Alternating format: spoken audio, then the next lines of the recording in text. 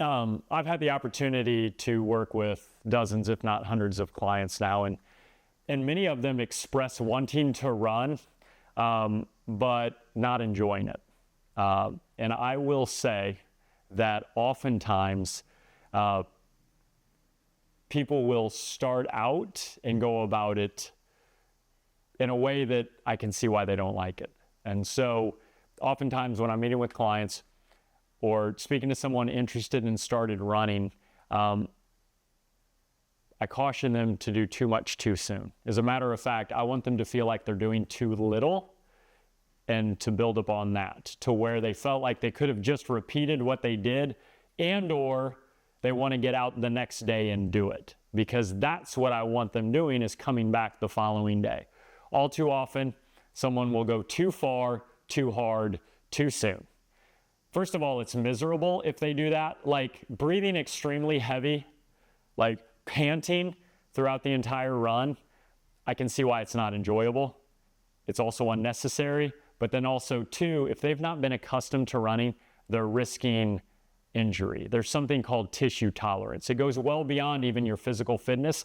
If your body's not accustomed, or your tissue, ligament, tendon, structure, muscle, isn't accustomed to pounding the pavement, you're going to have issues, whether that be plantar fasciitis, Achilles tendonitis, a calf issue, hamstring, hip, low back.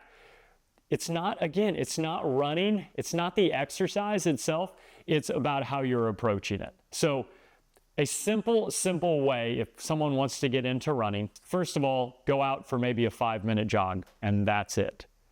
Again, want to do more, but don't. And then you can add to that. Maybe the next week you're adding another 5, maybe another 5, maybe another 5.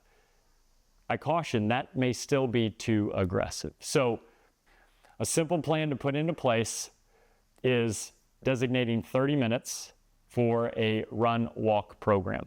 The first week, you run for 30 seconds, you walk for 4.5 minutes. You repeat that for a total of 6 rounds. So really, at that time, you're only doing what is basically 3 minutes of running.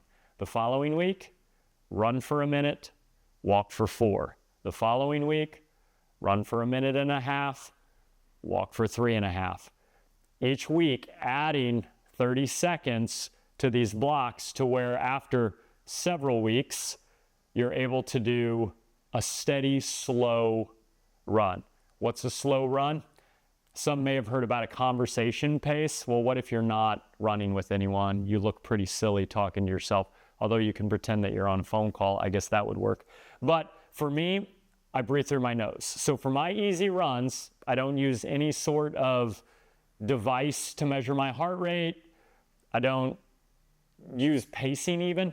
I close my mouth and I breathe through my nose. If I'm unable to breathe through my nose, both in and out during the run, I know I'm running too fast. I know if I'm breathing through my nose, I'm staying in what many refer to as that zone 2. I refer to as zone 1, but where your heart rate's somewhere between 60 and 75% of your heart rate max. So that's a good gauge to know, am I running too fast? The answer would be no if you can breathe the whole time. And then building up 30 seconds at a time will build that tissue tolerance. So at some point you can partake in maybe even a little more aggressive training program. But I think if people applied those things, they might find running to be what they want it to be. A chance for stress relief, a chance to enjoy nature, a chance to get a little sweat on, to get their heart rate up, which to me, it feels good.